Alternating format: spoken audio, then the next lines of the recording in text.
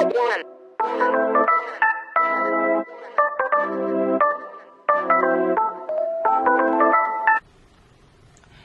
morning everyone.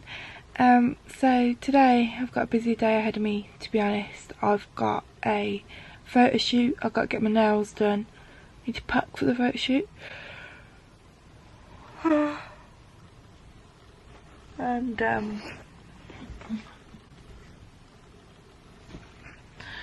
the time currently is 9:36, and to be honest, like, I don't think I've been awake at this time in a very long time.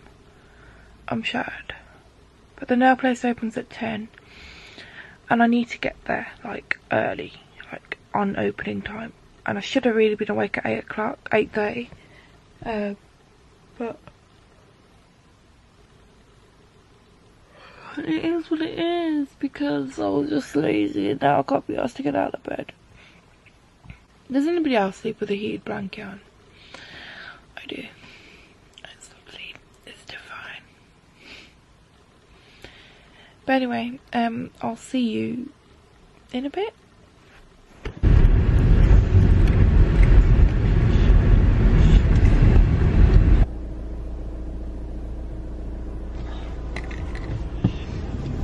I have to hold you because you're literally sitting behind my, like, media system? I don't know, whatever it is. I probably haven't seen this time of day in like a very long time, and I'm talking a very long time. Now I work permanent afternoon shifts, so I don't get out of bed until about 10:30, 11 o'clock most days, because by the time I get home on the night, eat, relax, chill, you know, it gets late. So yeah, I haven't seen, it is actually, it's 9:55 and I'm out and I'm on the road now. Oh my god, people just cannot wait. Fucking hell. Do you know, like when you have your right away and they have theirs?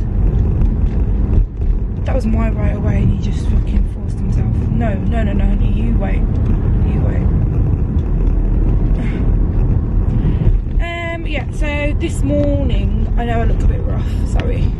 Barefaced, just woke up, not even showered, not even gonna lie. Yeah, I've got a big day ahead of me, so I need to get in this nail shop for the time it opens, and it's at 10 o'clock. It opens at 10 o'clock. However, I'm going to be about 10-15 minutes later than that, which is okay, it's fine. Yeah, because it gets really busy and the queues just, you don't understand, it just starts growing and growing and growing. So I've tried to get here early today. Didn't book an appointment today for a first time. He may not even see me, but I'm hoping he does because he knows the struggle. Look at my nails. I just don't get time. I really just don't get time to get my nails done anymore. Like, it's like the struggle is real, honestly, and especially like the environment that I work. So yeah, I can't wait to get them done. Then I've got to come home. I need to find outfits for the shoot today because I've got a shoot. I want to go for something sort of smart casual, and then I want to go for something smart, no, I want to go for something smart dressy.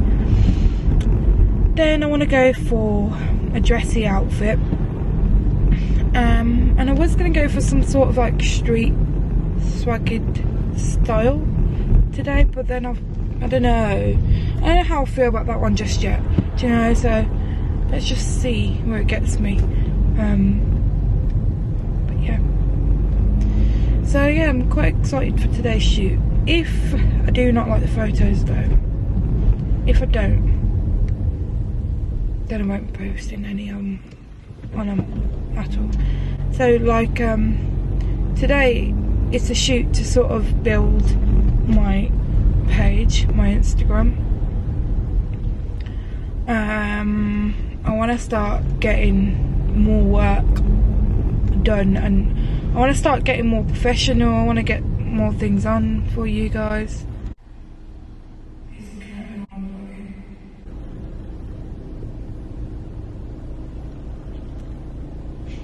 Yeah, I hate when people are just so nosy. So nosy.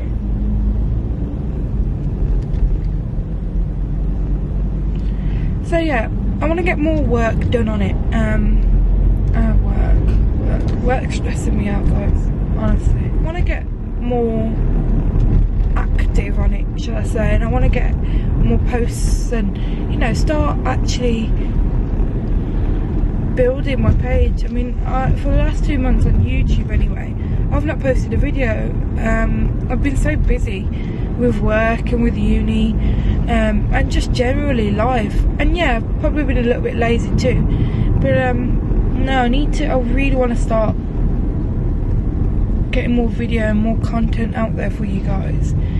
I mean, I guess like partly why I stopped doing YouTube for 2 months is, I'm not saying that I've stopped doing YouTube, but I'm saying that like why I took that gap, it's to sort of find myself and find my feet again. Because when I started YouTube a year and a half ago, this is weird to talk about. Okay. I don't know if I want to share it. I'm actually struggling trying to tell you. Okay, you know what, Jazz? There's no one there. Yeah, so when I started YouTube a year ago, I was going through a lot of shit, and I just weren't in a good place. Like, this is probably a year and a half ago now. Yeah, I think I started it in November last year. So yeah, I weren't in a good place. Do you know what I mean? Like, life for me back then, I was struggling. I battled depression massively, and massively undercover. You know, like my anxiety was going through the roof. I had panic attacks galore. And just generally, I just didn't know who I was. And it was really, really hard. Like, it was a really hard time. And when I actually came to a realisation back in March this year, that you know what, I have depression. Actually admitting that word to yourself, doesn't matter if anyone's present or if they're not, but actually admitting that word to yourself is just the best thing you can ever do in order to move forward. I did not realise what I was going through, what was wrong with me. Did not ever once think it was going to be depression. Until I reached, and not necessarily breaking point, but because I had a few of those, and I'm not even joking you, but until I reached this last breaking point of mine, it sort of made me realise and think, like, hold on, I've just done this, I've just done that, I've just gone through this, I'm here now, I was there. Why has this bit happened to me? Why has that happened to me? Is it better that I'm here, or is it better that I was there? You know, I had to sort of analyse things and see the bigger picture. But the more and more that I looked into it, the more and more I realised I'm suffering. I couldn't even turn into work on a normal day. I couldn't face people on a normal day. And that was not to do with anybody else. As much as when you're in that situation, you blame others because you don't realise what's going on. And until you admit it yourself, how is another person meant to realise or recognise that in you? You know? So I think the only advice I could give is that really spend time with yourself. Really spend time to analyse yourself and your health and well-being, because you know, mental health is such a strong thing. It's such a strong comfort that you need a good sustainable mental health.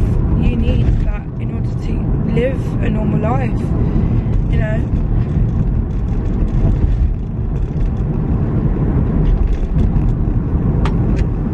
So when I finally admitted it, I took stress leave from work, and at the time, well, I mean, I had a great job. I loved my job. I was a manager, and as a manager I took stress leave from work, and to be honest,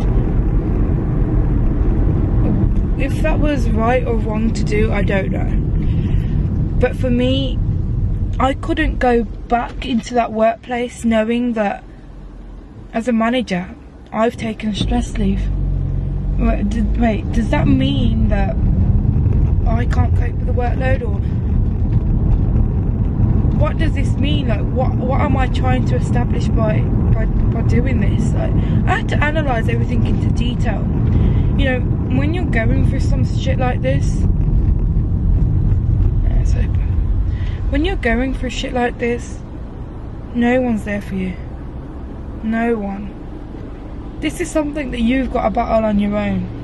As much as like your best mate or best cousin or anybody in the world, your boyfriend, says time and time again, oh, they're there for you, and you know, come and lean on my shoulder, come and cry at my house, or come and cry to me, or you know, it's bullshit. No one's gonna get you out of the rut apart from yourself. You know, I had to make a decision for myself, and I had to think that, am I actually winning here? What am I gonna do to change my life around? And I came to the conclusion that if I don't do something now and rapidly change my life, then nobody else is gonna do it for me, you know. So I made the decision after stress leave, well no, while I was on stress leave from work, to forget uni for that year. I had an exam, and you always get a trigger point that makes you reach breaking point and makes you do things in the first place. Anyway, I had exams going on and assignments going on, and I just, what's the word? I thought, no, you know what, enough's enough, and I really need to take a breather, and that's what I did. So I took a breather and I went on holiday. I went to India, and I had the time of my life. And then when I came back, I decided to quit my job, and I was jobless then for 2 months. So anyway, I finally found another job. I settled. And I'm happy. I'm content now. As much as, you know, you think that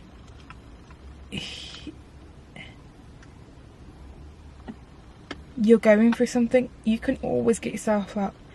So I took drastic steps. I cut everyone out from my life that was shit, that was harmful to me, that shat on me behind my back and I didn't know. Or I did know, but I was always keeping them there for comfort. I was scared to have no friends. Fuck that shit. Cut everyone out. Cut the toxic people out is the main thing.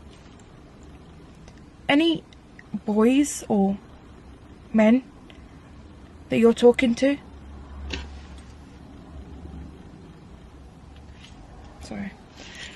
any boys or men that you're talking to who, not so much, well, okay, I'm gonna say this, but this doesn't happen, this bit didn't happen to me. People that use you, cut them off so bad that, and honestly, I can't emphasize how much it makes the whole situation's so much better by doing them two things. And whether you're at uni, whether you're at work, if you can and if you're financially able to, quit your job. If the people around you in your job are toxic and are not able to support you the way that you need supporting in that time, leave. Just walk. Just walk. You know, I was not financially stable enough to quit my job, but you know what, I done it, and I lasted 2 months. I paid for this car while I was still sick. Everything happens for a reason, and if God wants you to change your life around, it will happen and it will work out. Just have faith. Honestly, that's the best advice I can give. Guys, I'm gonna go because I need to get my nails done, but I'll be back.